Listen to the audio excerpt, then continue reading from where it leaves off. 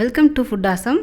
இன்றைக்கி நம்ம என்ன செய்ய போகிறோன்னா ரொம்பவே ஹெல்த்தியான நவதானிய புளிக்குழம்பு நம்ம பண்ண போகிறோம்.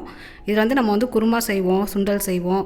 அதுக்கப்புறமா நம்ம சைடிஷாக நம்ம என்ன வேணாலும் இதில் செஞ்சு சாப்பிடலாம். ஆனால் இப்போ நம்ம புளிக்குழம்பு செய்ய போகிறோம். இது ரொம்பவே நல்லாயிருக்கும். நீங்கள் ட்ரை பண்ணி பாருங்கள். இப்போ எப்படி செய்கிறதுன்னு பார்க்கலாம். ஃபஸ்ட்டு நம்ம பேனோ இல்லாட்டி ஒரு கடாயோ நீங்கள் நல்லெண்ணெய் ஊற்றிக்கோங்க.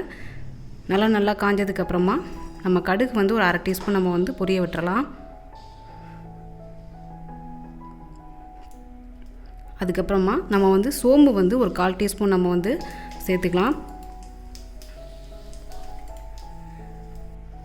சோம்பு நல்லா பொரிஞ்சதுக்கப்புறமா நம்ம வெந்தயம் ஒரு அரை டீஸ்பூன் நம்ம ஆட் பண்ணிக்கலாம். வெந்தயம் கருக விட்டுறாதீங்க. கருகி விட்டுட்டிங்கன்னா நீங்கள் கசக்கும். அதனால் கருக விடாமல் நீங்கள் பார்த்துக்கோங்க. அதுக்கப்புறமா நம்ம கொஞ்சமாக நம்ம கருவேப்பிலை ஆட் பண்ணிக்கலாம். நம்ம இந்த மாதிரி நம்ம கருவேப்பிலை ஆட் பண்ணும்போது நல்ல ஒரு ஃப்ளேவர் கிடைக்கும். நல்லா வாசமாகவும் இருக்கும் உங்களுக்கு.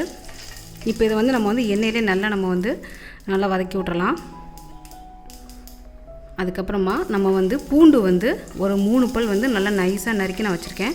அதையும் ஆட் பண்ணிடலாம்.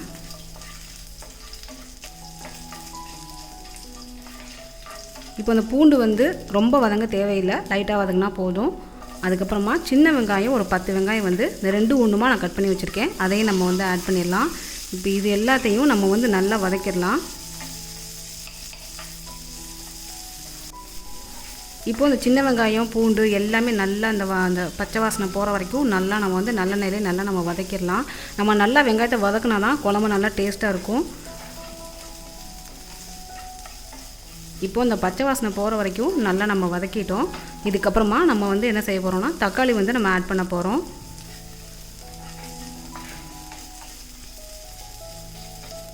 புளிக்குழம்புனாலே நம்ம ஜென்ரலாகவே நம்ம நல்லெண்ணெயில் தான் பண்ணுவோம். நல்லெண்ணெய் வேணான்னு நினைக்கிறவங்க, பிடிக்காது அப்படின்றவங்க நீங்கள் ரீஃபைண்ட் ஆயிலில் பண்ணிக்கலாம். இப்போ நம்ம 10 சின்ன வெங்காயம் எடுத்ததுக்கு நம்ம ஒரே ஒரு தக்காளி மீடியம் சைஸ் நம்ம கட் பண்ணி நம்ம ஆட் பண்ணிடலாம்.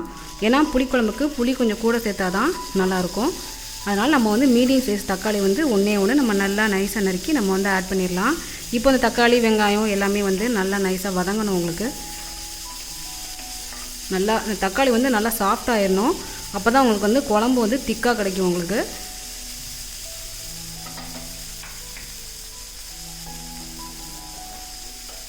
இது நவதானிய புளிக்குழம்பு கூடவே நம்ம உருளைக்கிழங்கு ஃப்ரை, புடலங்காய் கூட்டு அதை மாதிரி நம்ம செஞ்சு கூட நம்ம சைடிஸ் வச்சுக்கிட்டோம்னா ரொம்பவே நல்லாயிருக்கும். இப்போ இந்த தக்காளி வெங்காயம் நல்லா நமக்கு சாஃப்டாக வேகிறதுக்காக நம்ம ஒரு அரை டீஸ்பூன் உப்பு நம்ம ஆட் பண்ணியிருக்கோம். நீங்கள் உப்பு சேர்க்கறதுனால சீக்கிரமே உங்களுக்கு தக்காளி நல்லா சாஃப்டாகிடும் உங்களுக்கு.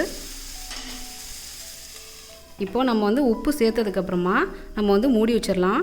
ஏன்னா அந்த ஸ்டீம்லேயே உங்களுக்கு தக்காளி வெங்காயம் எல்லாமே நல்லா சாஃப்டாக வெந்துடும். அதுக்காக தான் நம்ம மூடி வைக்கிறோம். இது ரொம்ப நேரம் ஆகாது, ஒரு 1 to 2 minutes தான் ஆகும் உங்களுக்கு. மீடியம் ஃப்ளேமில் வச்சு இந்த மாதிரி நீங்கள் வேக வச்சிங்கன்னா உங்களுக்கு சீக்கிரமே தக்காளி வெங்காயம் வெந்துடும்.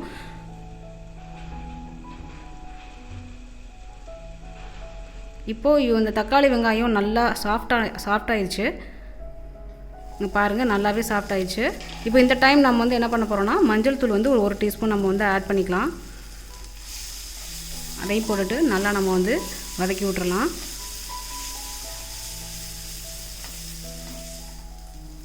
இப்போ நம்ம ஸ்பைஸ் பவுடரில் நம்ம ஆட் பண்ணிடலாம். இப்போ தனி மிளகாய் தூள் 2 டீஸ்பூன் நம்ம ஆட் பண்ணிக்கலாம்.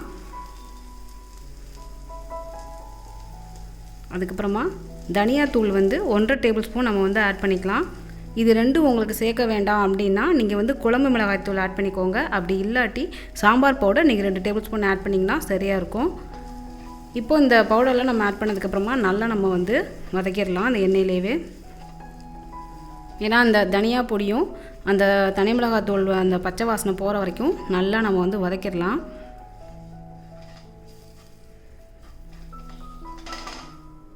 இப்போ இந்த பச்சை வாசனை போகிறதுக்காக நான் 1 நிமிஷம் நான் மூடி வைக்கிறேன். இப்போ பாருங்கள், அந்த கலரே மாறிடுச்சு பாருங்கள். ஸோ அந்த பச்சை வாசனை போனதான் உங்களுக்கு புளிக்குழம்பு ரொம்பவே நல்லாயிருக்கும். இப்போ நம்ம புளி ஒரு பெரிய நெல்லிக்காய் அளவு நான் கரைச்சி வச்சுருக்கேன். இது நான் கெட்டியாக கரைச்சி வச்சுருக்கேன். கொஞ்சம் கூட நான் தண்ணி சேர்க்கலை. அந்த புளி நம்ம ஊற போகிறோம்ல அந்த தண்ணியிலேயே நல்லா கெட்டியாக கரைச்சி வச்சுருக்கேன். ஃபஸ்ட்டு நம்ம அதை ஊற்றிடணும். அதுக்கப்புறம் தான் நம்ம குழம்புக்கு தேவையான தண்ணி நம்ம வந்து ஆட் பண்ணணும். ஏன்னா அந்த வெங்காயம் தக்காளி எல்லாத்துலேயுமே வந்து புளி வந்து நல்லா சாரணும். அப்போ தான் உங்களுக்கு வந்து புளிக்குழம்பு டேஸ்ட்டாக இருக்கும் உங்களுக்கு.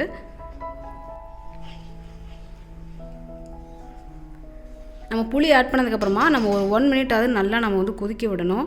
அப்போ தான் உங்களுக்கு அந்த புளி பச்சை வாசனையெல்லாம் இருக்காது. இப்போ இந்த டைம் நம்ம என்ன பண்ண போகிறோம்னா ஒரே ஒரு பச்சை மிளகா நீல வாக்கில் நறுக்கி நம்ம ஆட் பண்ணிடலாம்.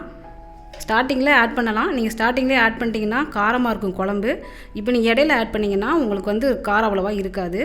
இப்போ நம்ம வந்து குழம்புக்கு தேவையான உப்பு வந்து நம்ம சேர்க்க போகிறோம். நான் வந்து 3/4 டீஸ்பூன் ஆட் பண்ணியிருக்கேன். நீங்கள் உங்கள் டேஸ்ட்டுக்கு தகுந்த மாதிரி நீங்கள் வந்து ஆட் பண்ணிக்கோங்க. இப்போ நம்ம உப்பு இந்த பச்சை மிளகா எல்லாம் போட்டதுக்கப்புறமா நம்ம வந்து 2 நிமிஷம் நல்லா நம்ம வந்து கொதிக்க விடலாம். இப்போ வந்து நான் பாருங்கள் இந்த நவதானியத்தை நல்லா வேக வச்சு நான் எடுத்திருக்கேன். எப்படின்னா 1 கப் வந்து நைட்டு நல்லா ஊற வச்சு குக்கரில் ஒரு 3 விசில் வச்சு நான் எடுத்திருக்கேன்.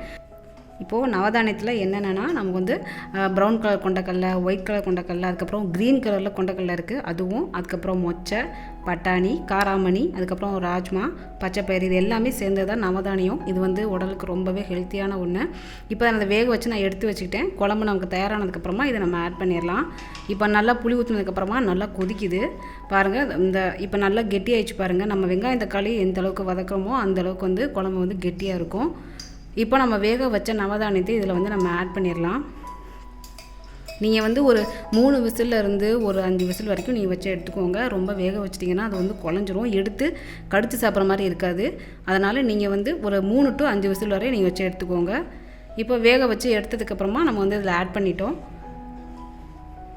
நான் வந்து 1 கப்புன்றனால கொஞ்சமாக பண்ணியிருக்கேன். நீங்கள் வந்து கொஞ்சம் பெரிய பாத்திரமாகவே எடுத்து நீங்கள் அதிகமாக போட்டு கூட நீங்கள் செஞ்சுக்கலாம்.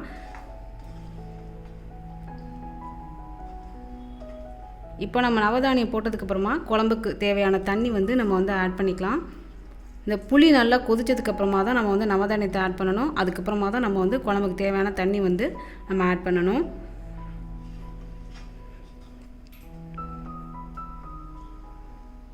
இப்போ தண்ணி ஊற்றினதுக்கப்புறமா நல்லா நம்ம மிக்ஸ் பண்ணியாச்சு.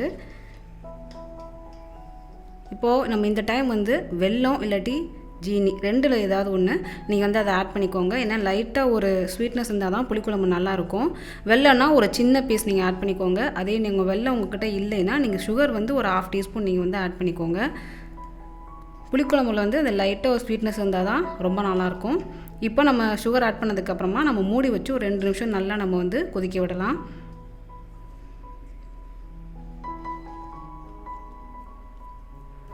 இப்போது நல்லா கொதிக்குது. இப்போ இதுக்கு வந்து நம்ம வந்து முருங்கைக்காய் கூட்டு வச்சுக்கலாம், கீரை கூட்டு வச்சுக்கலாம், பொடலங்காய் கூட்டு வச்சுக்கலாம், பீன்ஸ் பொரியல், கேரட் பொரியல், முட்டைக்கோஸ் பொரியல், இதெல்லாம் வச்சு சாப்பிட்டிங்கன்னா ரொம்ப நல்லாயிருக்கும். இந்த பனிக்காலத்தில் வந்து இந்த மாதிரி நீங்கள் செஞ்சு சாப்பிட்டிங்கன்னா உங்களுக்கு ரொம்ப நல்லாயிருக்கும்.